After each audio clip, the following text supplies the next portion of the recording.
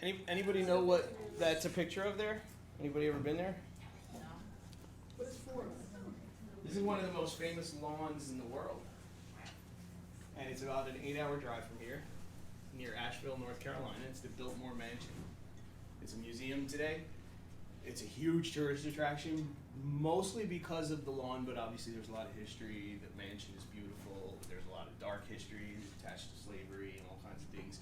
But today is considered one of the most beautiful lawns. The landscaping they do, the flowers every season, it attracts an incredible amount of tourism and money to Asheville, North Carolina. You didn't say this was a history lesson. Relax. It'll all make sense. Obviously, this is a policy class. Interesting thing about policy, it falls under the umbrella of what we often refer to as law, policy making. It is, in fact, it's very often married with the sociological, psychological sciences. It's within the same scope. It's a science of people. The word politics, the root of the word politics is actually people. It's how we regulate people, society, in all different situations. Generally, historically, anthropologically speaking, there was a time in history we didn't have any laws. A lot of people have this conception that there was like lawlessness and it was crazy. And at the time, most of the world were nomadic hunter-gatherers. I mean, at some point we go far enough in history, the entire world. Before I get into that, actually, so I did this from kind of an anthropological historical perspective, because in law, as we often find out, in order to make laws and for judges to make decisions, they usually look at what we call case law. Those case laws often set a precedence, and that's actually looking at history, because you have to go back. These case laws happen in the past, they set a precedence, and they ultimately dictate what can actually be seen as a social contract, because when we look at the origins of law and government historically, it really just starts as people kind of agreeing to do something a certain way. There wasn't, again, remember, we had no actual law. We had nothing written to say this is how you can and can't do things. So when we see in history, we go far enough back in history, we see that all of the world at some point were nomadic hunter-gatherers. And what anthropologists have discovered is that for the most part, things were good. We often hear we think oh, there was we advanced because we kind of needed to. And that's partially true. But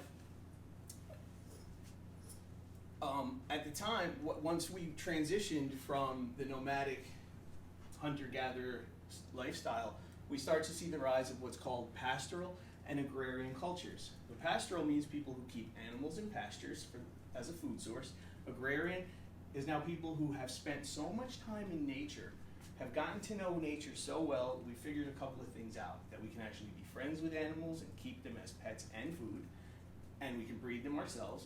And we started to figure out that we can take some of these plants that we were foraging and eating from nature and kind of take care of them and produce much more food. So they started to require the need for more land, because we started to get really good at this. This allowed a few things to happen. Larger groups of people to settle in one area for long periods of time. This is where we start to see some of the cultures we see today, the early origins of different cultures around the planet, because now instead of people kind of running around and just having a good time and eating twigs and leaves and some animals, we're now settling down and we're kind of separating a little bit. And another interesting thing that anthropologists see with the early days of the pastoral and agrarian cultures, which we really didn't see much during the nomadic and hunter-gatherer era, is a lot of violence. What I've started to kind of look at as some of the very first versions of war that human beings experienced, and it was almost entirely over food, because some people were much better at being pastoral and agrarian than others. They had better resources because of where they decided to settle, the climate, the soil. There's all kinds of factors that come into play. What kind of flora and fauna is native and wild there? Some places are more abundant. Others, obviously, like if you get to frozen, Arctic and Antarctic regions of the planet, it gets a little harder. So things tend to be easier sort of in the middle regions, as you get closer to the equator. So some people were better at this than others. They start to develop they start to develop a need to store some of the surplus of food. We start to learn how to preserve it and keep it, and people start to fight over this food. We start to see the early days of separation of different cultures. We start to see borders. Another thing, as a side note, that anthropologists start to see that didn't exist so much until pastoral and agrarian cultures are also epidemics, because now we were living with more animals, and we didn't get, we had to practice, so we started to see diseases transferring from animals to humans. We could transmit those diseases from human to human, so we start to see the beginning of epidemics and pandemics. We also start to see the beginning of famines. We actually really didn't see that beforehand, because even though we got good at growing food and keeping animals, we also had to deal with a lot of things like natural disasters. When we had these wars, sometimes the food supply was ruined. There was all kinds of factors that came into it. So as populations grew, sometimes the surplus of food wasn't enough. So we start to see a lot of problems developing. So we then start to see the rise of some of the first forms of legitimate government that exist on the planet today, which a lot of us can trace our history and a lot of the practices that exist today to the monarchs. We start to see the earliest monarchs in Europe and Asia. And this was basically just, people agreeing to do things a certain way because we needed to protect our supplies of food from other people. And again, we start to see more and more violence. We start to see, conflicts, tribal warfare, and then ultimately international warfare. It's developed into a lot of the things that we see today, which are over a lot of other resources, not just food, but it's almost always over resources or some kind of religious, philosophical conflicts. And there's always resources involved, really.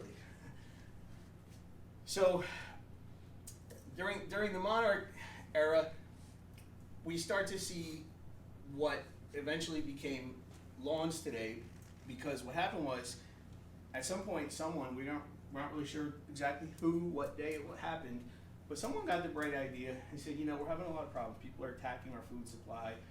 We're having a hard time here. We're losing these battles. What if we deforest a whole large plots of land around where we keep our food and we sleep? Now we have a further line of sight for approaching enemies. Now we can keep guards further away. We start to learn how to build fences, walls. And this is where we start to see like a more defined cultures and nations and separation, and war gets a little bit more sophisticated at that point.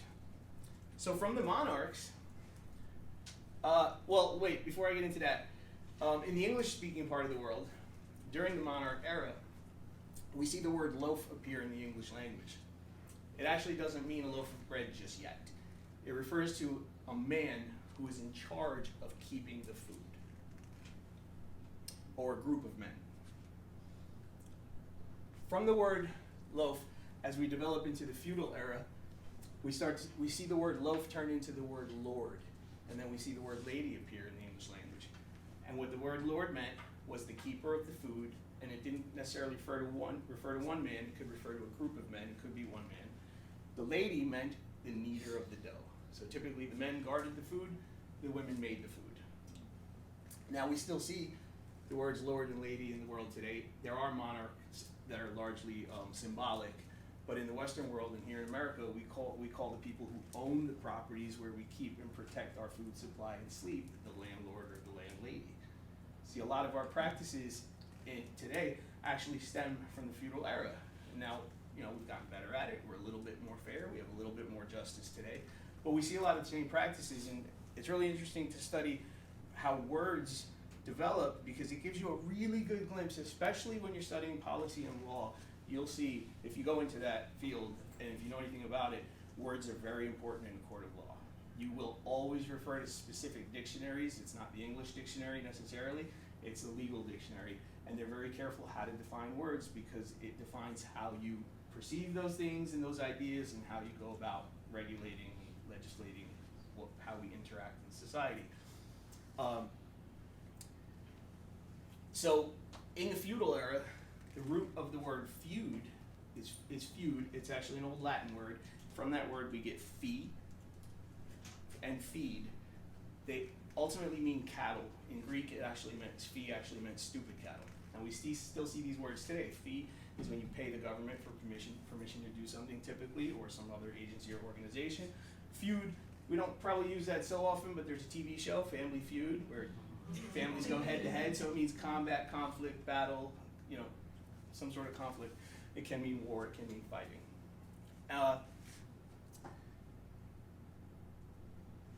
In the mid-1800s, as America's trucking along and developing our social norms and cultures and laws, along comes a guy by the name of Louis Prang, who was actually the father of the American Christmas card.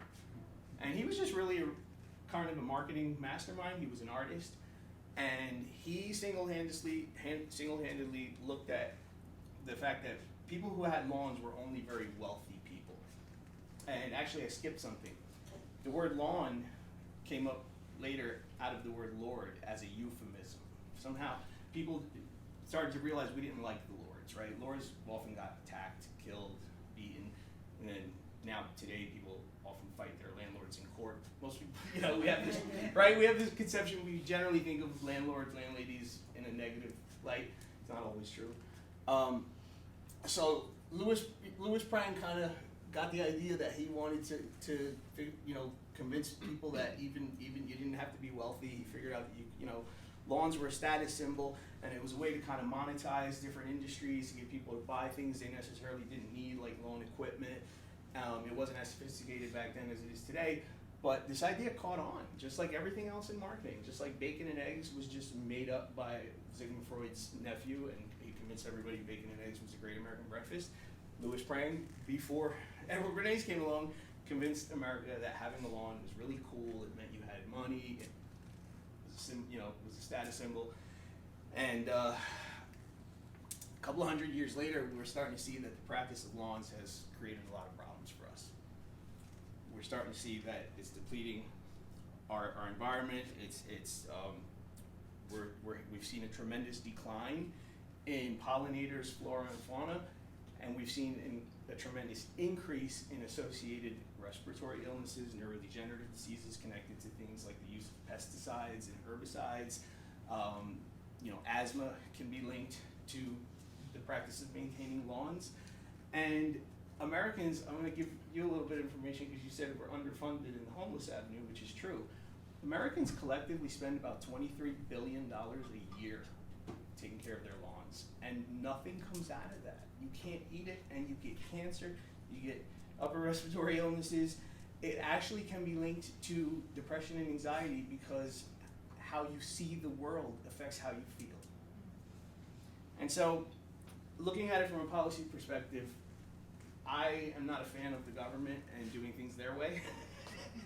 So I think that we just kind of need to change the social norms and all really agree, we have to work hard to educate people that we've made some mistakes along the way. There may be better ways to do this, and one way I have found, there are many other solutions, is a very small movement that I've become a part of called the Eat Your Yard movement, which basically, there's a lot that goes into it, but the basic gist of it is you stop spraying chemicals. You don't have to mow your entire lawn because you probably don't use the whole thing. And if you allow the native flora and fauna to grow in most regions of the world, for instance here where I live in New Jersey, I stopped mowing all summer long, and I identified over a dozen edible plants that are actually more nutritious than the food that's in the supermarket. Some of them are extremely medicinal, and my dog loves it. So you might want to think about eating your yard. You'll save a lot of money on groceries, and you might be healthier. What vegetables or fruits do you grow? So I wanted to bring samples of things. I was all but winter came quick. I got so busy.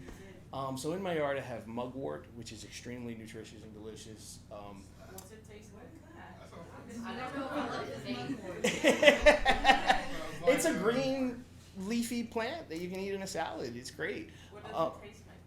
Well, when you eat wild native plants, the first thing you're going to find is they tend to be stronger flavors because the stuff in the supermarket we've manipulated over time. It's not all GMO, but we've select things for taste and look and feel and stuff, and that's fine. So in the wild, flavors are either going to be more bland, more bitter, more sweet, and it does take getting used to because our palates are accustomed to a certain thing. But it's just a question, of, and some people love it right away. It just depends on the plant and how you cook it, or what you mix it with. There's a lot of berries. I have mulberries in my yard now, yellow wood sorrel, which is delicious. Dandelions are absolutely delicious and extremely good for you, and can actually help Seriously? reverse cancer. Yes. Yeah, dandelions can. Wow. They Yeah. purify as well. Almost in New Jersey, almost all the weeds, the thing we call weeds and people want to spray, and they're almost all either really beautiful flowers and or very delicious and nutritious.